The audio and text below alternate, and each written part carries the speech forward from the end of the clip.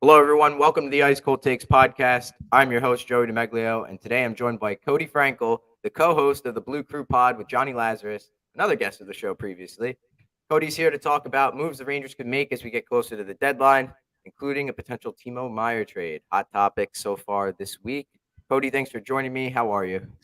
Doing well, man. How you doing, Joey? Doing great. You guys had, I know I talked to you about it before we started recording, but you had Sean Avery on, and Yep. no, that's like an all-time Ranger. Like if you were a fan of in the Torts days, like or even the Tom Rennie days, Sean Avery was one of those guys that people still have like the jersey. I think Johnny was talking about that. People still have his jersey, just like a fan favorite. Not too many players like him nowadays. You could say like Marchand, Matthew Tkachuk, Tom Wilson, kind of like that. Yeah. But what was that whole experience like with Sean Avery? I was surprised you guys didn't say anything about like staying in the bikers lanes. Yeah, you know what? Like the thing is when you get on guests like that, like listen, obviously he's got some baggage, rightfully so. He was a brawler and whatever he did, like even throughout his career, he had a target on his back. Um we wanted to focus on the positive stuff, not the negative stuff. That being said, we did get into some funny stuff. Like he went off on Pete Davidson, which was great. Um, and he told us some cool stories off the books too. But no, he was a good guy all in all. Like we were pumped to have him on, obviously, and we have a couple other like huge former Rangers lined up. And yeah, I mean it was good. He's the man. Like he's the man. Listen, he's for sure got some views on some things, and I don't know if you've seen Twitter today. Like he's been Oh going yeah, off. yeah. But yeah, it was interesting. It was 8 a.m. his time. So he was like half asleep. And we were just like, Sean, you want to perk it up a little bit? And we were giving him some shit for that. But it was 8 a.m. his time because he's in Cali. But yeah, he's like an actor now and doing a couple gigs. He was in like that movie Tenet, and yeah, I mean Oh, was he? Oh, I gotta yeah, go watch yeah. that now. He's got a couple I don't know how good he is, but he I'm sure he's like somewhat decent if he's getting all these gigs. But yeah, no, it was a good experience. Yeah. Any like, what's the next biggest guesses you guys have lined up? Are you allowed to reveal it or no? I can't reveal it, but just because it's not locked in yet, but one of the guys we're working with is like an all-time Ranger. Okay. Okay. Yeah. Yeah. That I'm always like on the lookout trying to I don't know if you've seen my posts online. Like I do like the crazy stuff to try and get like Kevin Weeks or to come on. I don't know if you Didn't you do get that. weeks on though? I did get Weeks on. Yes, it was just a long process, but we got it done. It may not be the best process, but it ended up working. Next guy we got to get on is Callahan. Um, Cali, yeah, yeah, That'd be an awesome one. we're working on him as well. Yeah, Yeah, we had Doobie on a couple weeks. He was a that was great guy. awesome too. That was Yeah, awesome too. yeah, no, it's definitely fun having former Rangers on. Obviously, you're not getting current Rangers on because they don't allow that per se. But and that's fine. They have their rules. I mean, that's totally fine. There's always like, ways around it, like getting former Rangers on or, broadcasters and stuff like that. So Mhm. it's definitely a fun time for sure. Yeah, there's certainly a lot to talk about too. Like I like to ask those players like what's going on with like if they follow the game still, if they keep up with the Rangers or Yeah. whatever. So like right now, Timo Meier is a really hot topic to talk about. Yeah. Yeah. I mean, Frank Saravalli was talking about that the other day, saying that the Rangers had interest. That doesn't mean that they're going like a move is imminent or yeah. anything. Yeah. Um, but in terms of like what the Rangers need, they need a scoring winger, Yeah. and Myers is checks off all the boxes on that one right there. I think he'd be the best available winger on the market out of Meyer, Patrick Kane, Tarasenko. I think he's the best one. I mean, yeah, I can't disagree with you there. The guy has 26 goals and 20 assists. He's a point per game player. He's for sure outplaying Kane and Tarasenko right now. I'm lukewarm on that. Rangers interested in Timo Meier just because I don't see how it works with the cap. Mhm. He has a $10 million qualifying offer, and if right now his contract I think is like 6 million, something like that, whatever. Yeah. So, anyways, I mean he's on the last year of his deal. I unlike Tarasenko, who's looking for something fresh, sent out like a trade request and so on. Like, don't get me wrong, the Sharks stink, right? Like he's probably looking for an out, but I also, he's not requesting a trade. Yeah, he might get traded, but I would assume he's kind of dictating that, whereas like Tarasenko wouldn't be, and Kane. The only way Kane's dictating a trade is if he tells them he wants to stay on the Hawks. Otherwise, he's not dictating a trade really. Whereas Timo Meier, he's young. Not that the other guys aren't, but well, Kane's not. But Timo Meier is a dynamic player right now. He's one of the best scorers in the game, and I feel like he's kind of dictating where he goes next. And like he's not going to go somewhere unless it's, he has a deal in place, and he's going to want to go to a good team. Not that the Rangers aren't, because we for sure are, right? Like we would be an ideal destination for him. He Mhm. would fit in beautifully. He would be either on the first or second line, and he is the scorer this team desperately needs. Like it's as simple as that.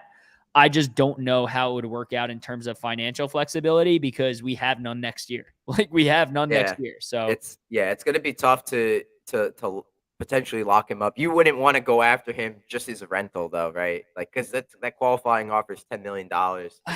I mean, it's tough, right? Like, I would, if we're going all in, like, yeah, sure. But the problem is, right now, the Rangers are playing like a top 10 team, but they're not playing like a top 5 team.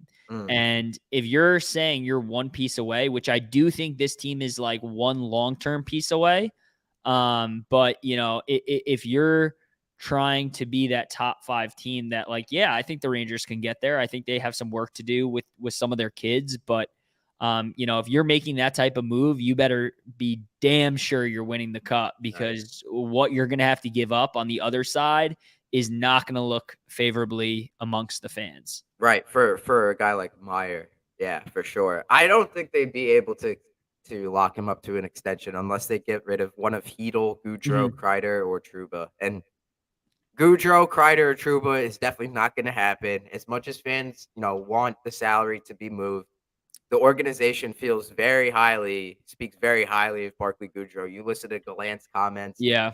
about Goudreau, how high he's spoken of him. Why would Drury up and go say, like, Barkley, pack your bags, you're getting out of here? He has a no trade clause too. And same thing with Trouba. I know he hasn't been the greatest this year. Truba's not going anywhere. It's He's not going to he's happen. he's not going anywhere. I But mean, just face the reality. It's not going to happen. And so, as much as I would want Timo Meyer, it still make more sense for Vladimir Tarasenko as like an option for the Rangers because he's like a rental, yeah. and you don't have to lock him up. A guy like Meyer, you would you would screw the pooch if you don't lock that guy up because he's got his whole career in front of him. Yeah, I mean, Tarasenko is, I don't know how much you listen to us, but he's one guy I've talked about a lot. He's obviously not producing how he should offensively right now. I think he only has like maybe 11 goals or something like that, but the talent's there. I mean, the scoring's there. I think he just needs to kind of figure it out, and he wants a change, right? Like he wants a change. The Blues are kind of a fringe playoff team this year. And I could see him getting moved, and I could see it making sense for the Rangers, where like for him, you give up a first, and we have 2, and you give up, I don't know, some like mid-tier prospect, and I think that gets it done.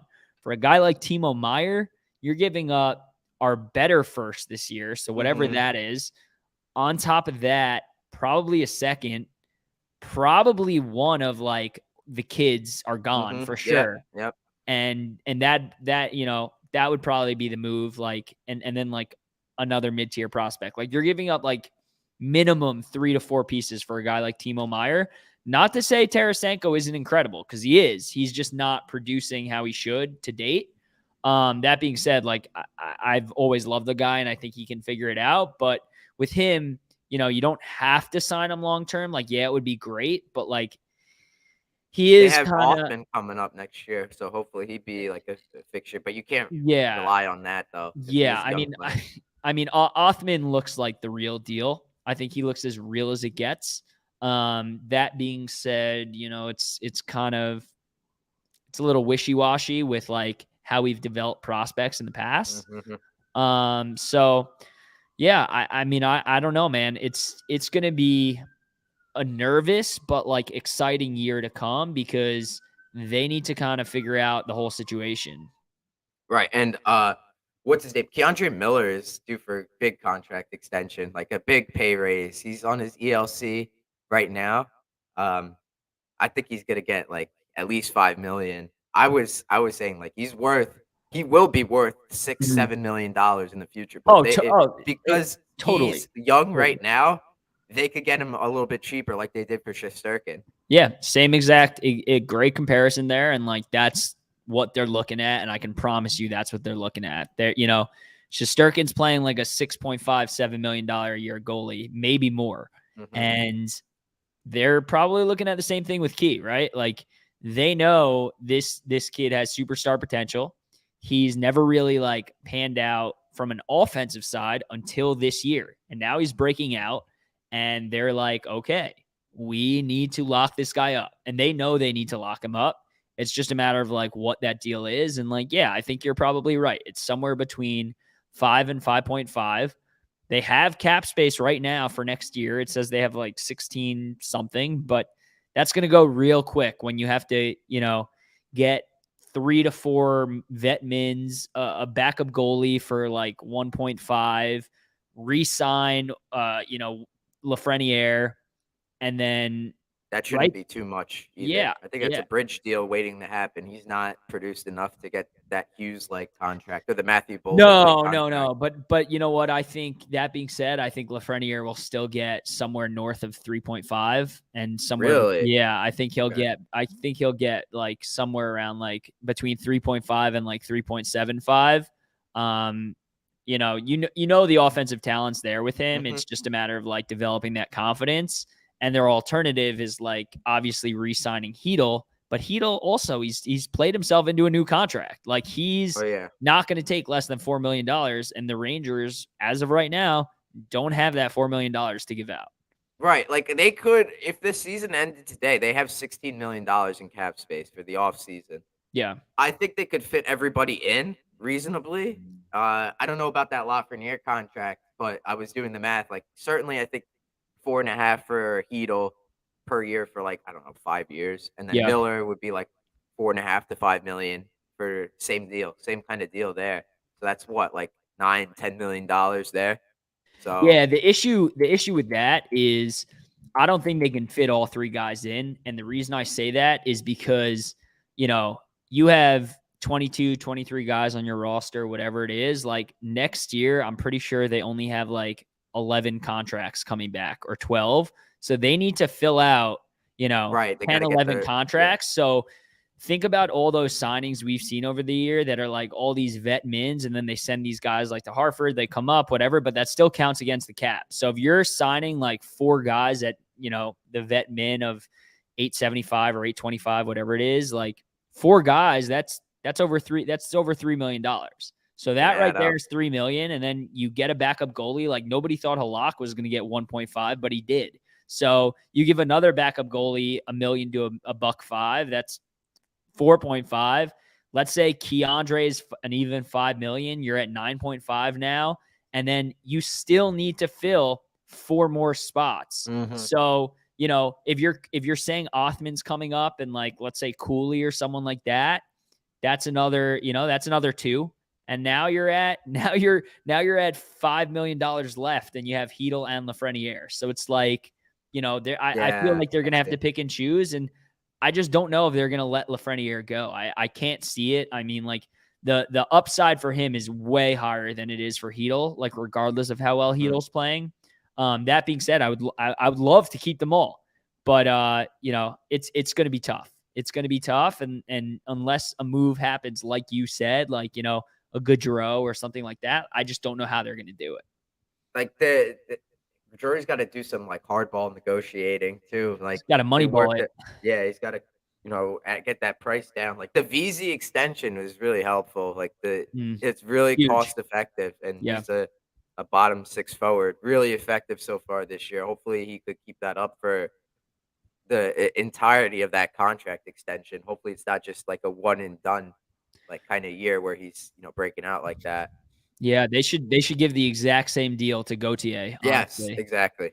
I 100% agree. Yeah, Gautier is I've been one of his bigger supporters. So is Johnny. Yeah, yeah. The guy he's got like he's the fastest guy on the team. Next to Kreider, he's the fastest guy on the team. He's probably the strongest guy on the team. He draws the most penalties on the team. That's like a perfect fourth liner for you of the future. Yeah. I know he's not a goal scorer. People will make fun of that, but that's just what it is. Like Brian Boyle was a first round pick. I said this before on this show. Like Brian Boyle was a first round pick, but he was a fourth line center like for a majority of his career, Yeah. especially on the Rangers. So Yeah. no, it's not a bad thing that he pans out that way. I mean, you want to talk about Gautier, like, yeah, throw him in any day of the week over Sammy Blais, okay? Because Exactly. Sammy Blais stinks. Hmm. That guy stinks. He's played over 50 games and has 0 goals. Like, that's unheard of. I mean, at this point, it's just like, he's wasting youthful minutes on this team and like just brings nothing to the team. And everybody's going to look back on that Buchnevich trade and see it as like one of the worst all time. I mean, it sucks. I don't look at it that way only because we had to make that move. Like we had no choice cap wise, but man, oh man, does that guy stink. And like, yeah, Hmm. put Gautier in over him all day long. Yeah, I was really frustrated that like a couple times Gallant put in Blay over Gauthier. I was really pissed off at those moves. But it seems like Gauthier, once he gets healthy, he'll be a staple in the lineup. He has Yeah, been for most of this year. I'm glad he's being consistent this year. But yeah, Sammy Blay, I think he's worked his way off this team. Next year, he's definitely not coming back. I don't think the Rangers see any value in totally. it. But I mean, they also keep bringing Hayek back, so they must see something in Hayek. So does that mean they also see something in play, like, even if it's just a little bit? And Hayek the kayak. That guy's forever going to be floating upstream. I mean, he just he basically has team immunity. It's the craziest thing I've ever seen. Um, yeah, I think they just look at Hayek as like a low floor, bottom tier defenseman who's like reliable per se. How reliable he is, like you've seen firsthand, it's not ideal. Um, that being said, they need to, they need that third pair defenseman, right? They need someone in. Like they brought Ben Harper in. He's been fine. We have some guys in the farm. Do we know if they could be good? I don't know.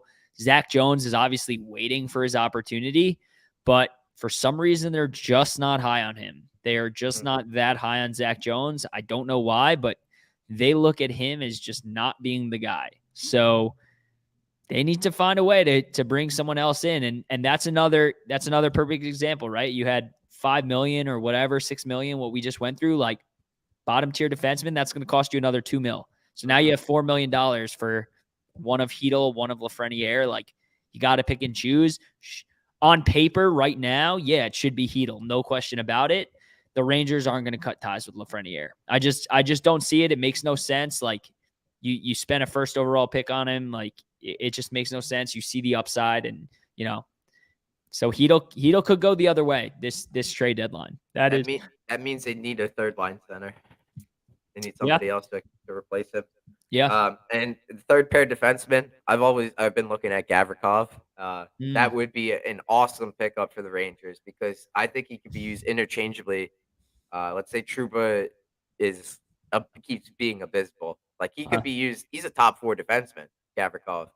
But yeah. I look at him like almost like he's like Klein or Strawman. Like he's a very reliable defender, but I don't know how much he would be asking for. His contract's up after this year. So do you Right. make the move for him and just have it be a rental, or do you make the move and lock him up? I don't know what the preference is for the Rangers. Yeah, it's going to be so tough with them because they've always like the one thing no one would argue the Rangers do well are they develop goalies and they develop defensemen. So I guess the two things, right? Clearly they have some trouble developing young, offensive, talented kids. But on defense, they have been pretty good. And, Schneider's turned into a really, really good defenseman. Keandre has turned into a really good defenseman. And I know Fox didn't start with the Rangers technically, but he's obviously top tier, he's S tier, as high as it gets. So I don't know what their long-term D plans are, but I could tell you right now they're for sure looking for someone to fill that void, because they know if they get deep in playoffs, they don't want another Braun situation where like a guy gets exposed against a team like Pittsburgh or someone who's faster than them and starts scoring on them. Right? They want to avoid that.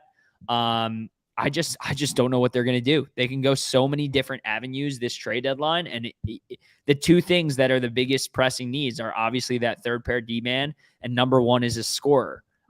If they have to pick, need a guy who could beat the goalie with the shot. They yeah, have too many passes on the yeah, Rangers. they need Frank Vetrano is what they need, but it's going to be tough. And luckily for us, there are like 4, 5, 6 guys available that can beat that goalie and is shoot first mentality. And right now on this team, they only have 2 players. They have Kreider and they have Mika. That's it. Every other player on the team, regardless how many goals they score, they're pass first mentality, and we need another guy. It's as simple as that. I might throw Hedel in that conversation too with Kreider and Zibanejad. He's just not there yet, though. Yeah, his goals. shot's not there yet, but it's he does like to shoot it. It's just not as accurate. Yeah. I mean, listen, Kakko likes to shoot it too, but his shot's also like it's not there yet. They need a proven, bona fide goal scorer to come in here and score some goals for this team. And hopefully by this time next year, Kakko's shot is fully take it to the next step. Hope so, man. I mean, he's looked really good lately. So he's, him and Hedel are really building that rapport together, and they're working towards getting there. Lafreniere is the guy who everybody needs and wants to see more on, right? So it's like, we'll see. Yeah, and I don't even think like with Lafreniere, it's not going to be like you just give him the ice time and he's going to flourish. Like, it's a big development issue. I think I was so shocked when Gallant called out David Quinn the other day. I was shocked. I could not believe he did that. Like, the balls that he had to say that, I was like, wow, can't believe it. And honestly, I think he's right. Like, because Lafreniere should have had as many minutes as possible when Quinn was here, because we were trying to lose. The team was trying to lose. Yeah. Yeah, I mean, he's not wrong, but like at the same time, it's like he's not getting as many minutes as possible now. You scratched him the other night as a healthy scratch. Yeah. Like the one thing the Rangers need to do is build this kid's confidence, and that's not the way to do it. That being said, he needs to fucking play better. Like he needs to play better. Yeah. He hasn't had the puck a whole lot. It's very similar. We had this conversation. A lot of people had this conversation last year. Like, what's going on with Lafreniere? My diagnosis is like he didn't have the puck at all. He wasn't touching the puck at all. Like, he was not noticeable at all on the ice. So I would say that's like his positioning, like his play away from the puck. And I think the Rangers have said like that's kind of what they want him to improve on. It was a little better in that game against Columbus. The Rangers as a team took advantage of playing against one of the worst teams in the league for the most part. First 2 periods they dominated. Kravtsov got a really nice goal. I like that. I like that third line. Yeah, I like that third line, Hedel, Kravtsov, and Gaudreau, like, because Gaudreau's not pulling all of the weight. Barclay Gaudreau cannot pull all of the weight on the line. You cannot put him in the top 6 and just say, like, hey, pass these guys the puck or whatever, or rip this top corner. Like, no. Like, when he was on Tampa Bay, he was on the third line, and he was supporting 2 players that were better than him. And that's what made that so effective. I think it could be a little bit like that with Hedel and Kravtsov. Like, Hedel is carrying that line. Kravtsov is picking up his game for the past few weeks. So Gaudreau just needs to be there for support. And he's a good hockey player when he's not turning the puck over. So you're absolutely not wrong. And, it was great to see Kravy score. I think he needed it for his confidence. And that's what the Rangers want to see from him, right? He was destroying people for Tractor. So we need to see that for him here. I still would be shocked if he's in a Ranger uniform next year. Yeah, but I'm thinking the same thing. You never know. I like the kid, but it's just with the way this team is going, considering they went to the conference finals last year. Yeah. Ownership wants them to make that deep run again. He hasn't had the production that is needed on this team, so he could be used as an asset at the deadline. I would say he gets moved at the deadline. I would even say he gets moved before Heedle. I know you said that Heedle's probably going to get moved at the trade deadline, or at Mm, least that's what you think. I think Kravtsov is going to get traded before anybody else on the team. If it's for like Kane or Tarasenko or mm. even Meyer. Yeah, yeah. I mean, Kravtsov definitely could be used as the guy in in a Tarasenko or a Kane trade. I think it's just a matter of what is the Rangers' plans after that. Hmm. You know, Yeah. okay, so now they lost another young kid, and now they got Kane. Great, you're set for this year, but like, what's next? People want to know like the long term plan for this team, and it's tough to figure out with this cap situation. This cap situation is abysmal, so it's something tough to figure out, and I think we'll have a lot clearer of an idea of the way this team is, the trajectory is going and the way this team's going. Like once we have that new body in here in a month and a half or whenever the trade deadline is, I think it's March something, but Hmm. you know, I think they'll have a lot better idea. Like, all right, this is the squad who we're going into battle with, and this is the team that needs to get it done, because if they don't, I don't know if we're going to have a better chance to win the cup than if you have a Tarasenko or a Patrick Kane on your team. Hmm. So Hmm. Yeah. I think it's going to be a lot like last year, where it's going to be a bunch of guys that fill out the roster, but very we don't know. possible. We don't know if they're gonna be brought back next year. Like, Vetrano would have been a good player to keep, but Totally. I don't So think not. the salary would have worked out for the Yeah. Rangers. I mean, listen, he got paid, right? He got paid Mhm. from Anaheim, and we weren't matching that. We were not giving the guy $3.5 million. Right. It just Exactly. wasn't happening. And it is what it is. It sucks. And, he's playing pretty well there. He probably would have been playing better here. But it is what it is. And like, I loved him on the team and I'm happy for him. I mean, like, it is what it is. Mhm. Yeah. I think they're waiting for Othman to, like, kinda take it into his own, uh, Totally. for Totally. next And year. Like, if that would solve so many problems if he came in and just immediately started he's lighting it going to be up. on this team next year. I'm Yeah. telling you right now, he is filling Kravtsov's spot. He will be on the team next year.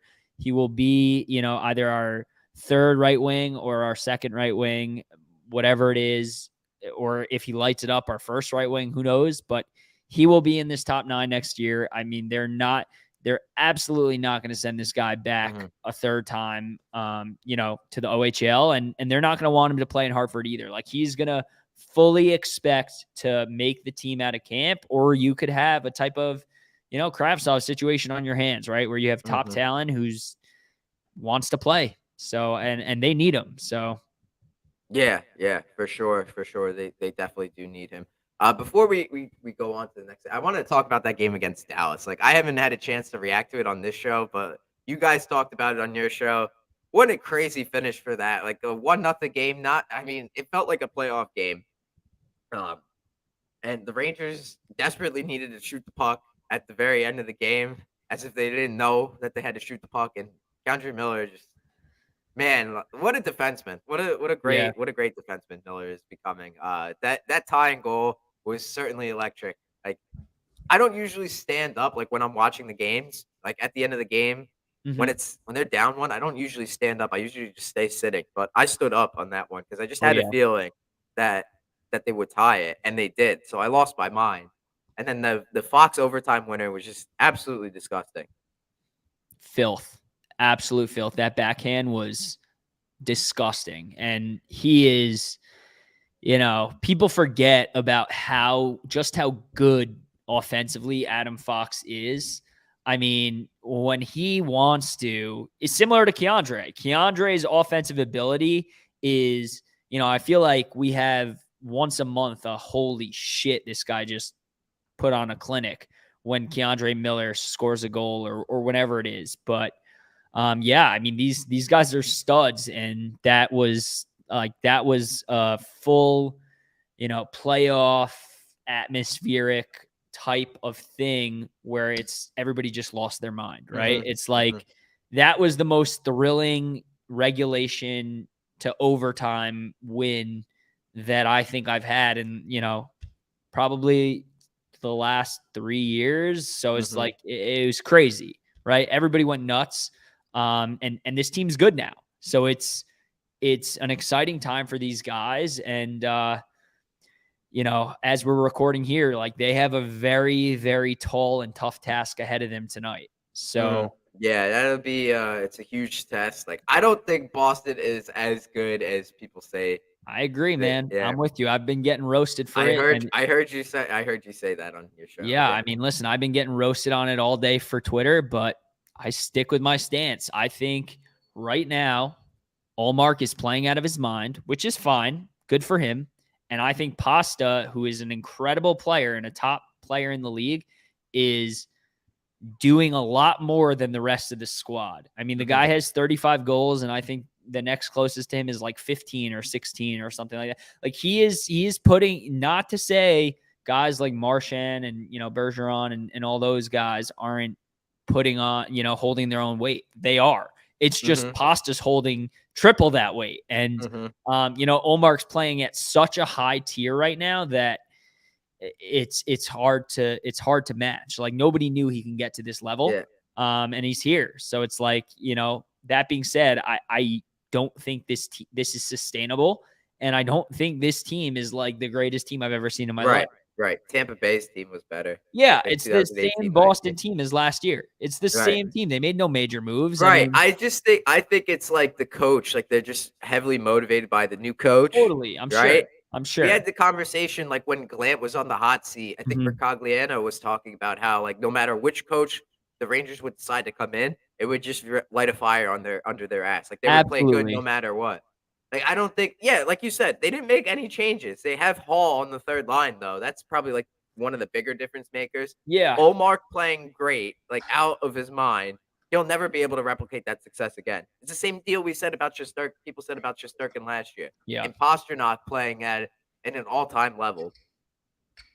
Those are those are the two or three determining factors for why Boston is killing it this year. But if you fast forward a year from now, no way they are on this win-loss ratio that they're I'm on. there with you, man. I'm there with you. I don't see it.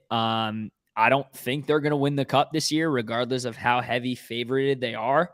I think it's the same team. Like, yeah, sure, the coach is motivating them and their goalie's playing incredible. Mhm. If Allmark is still playing this well in April, all right, then I might Yeah. rethink things. But I don't see him, keeping this up for another 3 months. I think at some point he's gonna falter and we'll see how the team kind of like shifts through adversity there. So We say all this and watch the Rangers get absolutely creamed tonight. it's very, And I mean, listen, it's possible. Like, yeah, I think the Rangers got to show up to play. Going back, wait, before we transition, I was gonna add something about Keandre Miller. As like someone that's watched like from the Tortorella days, saw Michael Del Zotto, then saw AV and Brady Shea. Like I feel like Keandre Miller is what Del Zotto or Brady Shea was supposed to be for this team. Like they were both drafted as like offensive kind of defensemen, mhm, and they had initial success and until it fell apart. yeah. But I think with Keandre Miller, it's not going to fall apart because he's playing so much better than those guys ever had. Oh I yeah, know, like I it's know not even Shea like close. lit Yeah. it up his first year in the league with the points, but defensively he kind of fell apart.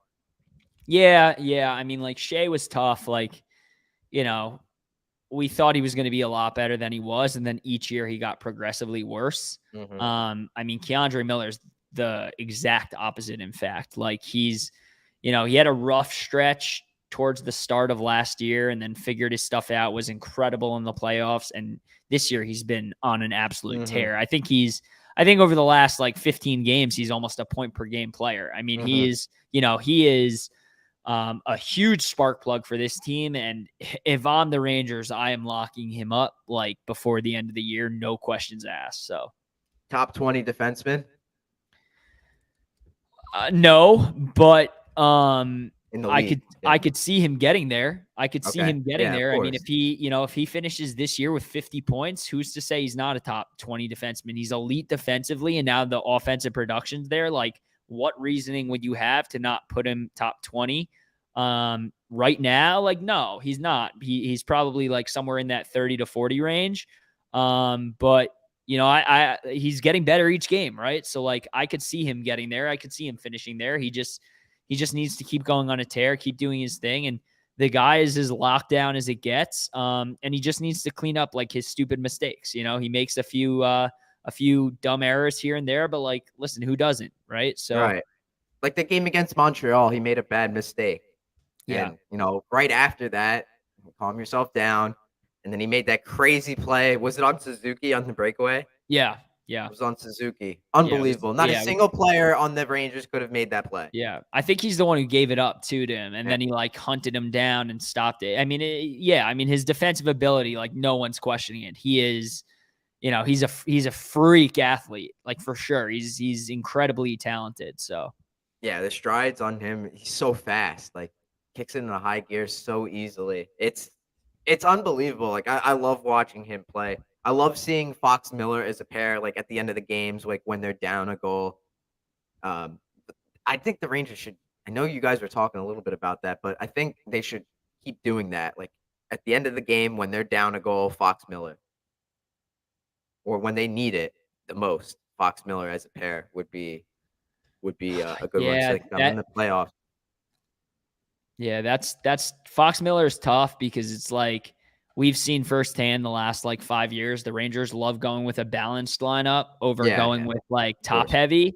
In playoffs, like, yeah, if shit's not working, you better put Miller Yeah. on that line with Fox and let Lindgren and Truba just start fighting people. Like, you know what I mean? Right, right, right. Overall, it's fine, like the way they are.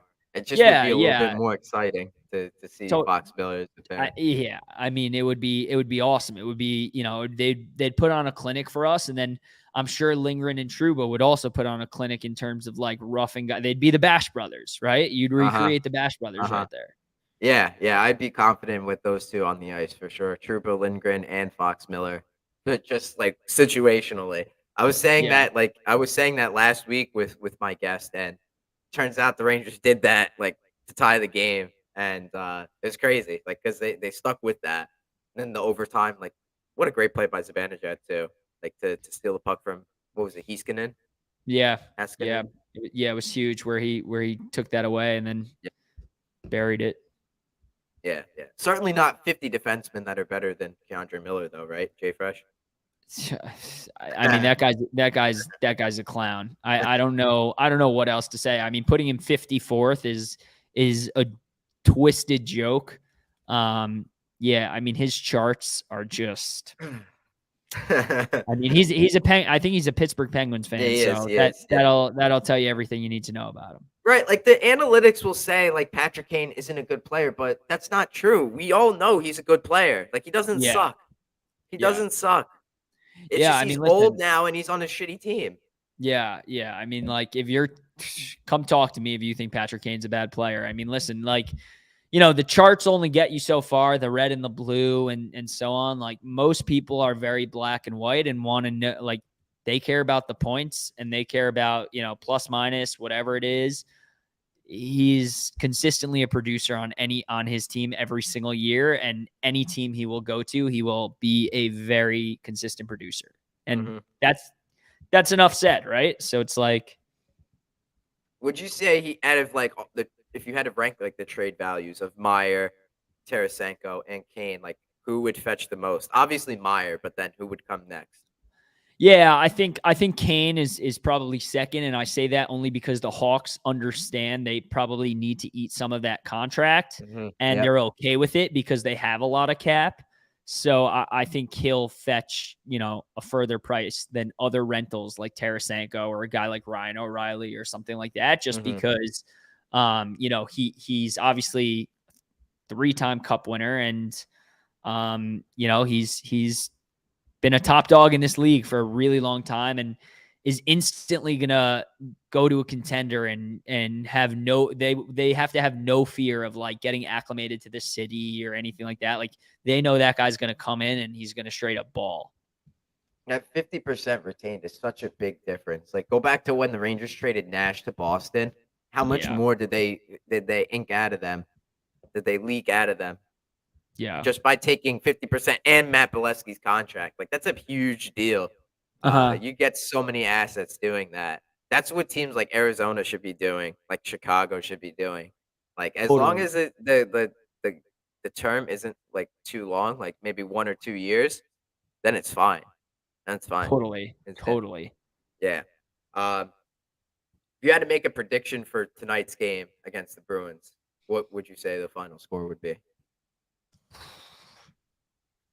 I think I did a prediction on our episode. I can't remember what it was. It's going to be tough. I want to put Boston in their place so bad. I know. You I know, know. they're just explosive right now. It's going to be hard to keep pace with them. But see, if Igor's on his money, I would say 3-2 Rangers, and I would say Mhm. there's going to be a way we can squeak out a Right, they win. gotta pick up the goal scoring, though. The Rangers Ye haven't scored many goals recently. Yeah, yeah. I wanna say because of that factor, like, we are home, Yeah.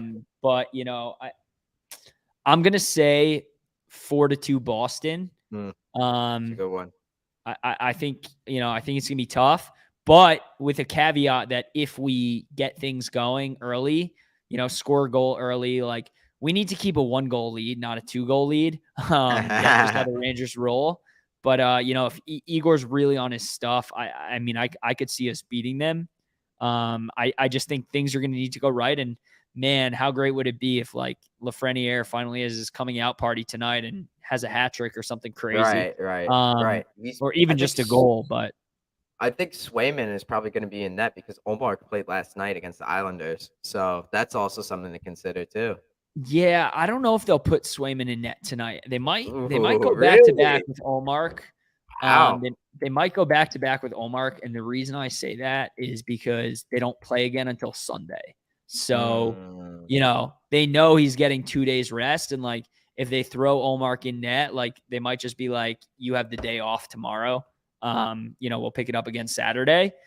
But yeah, I mean, they could see Swayman, and if they see Swayman, then yeah, fuck it. Rangers 3-2 for yeah, sure. So yeah.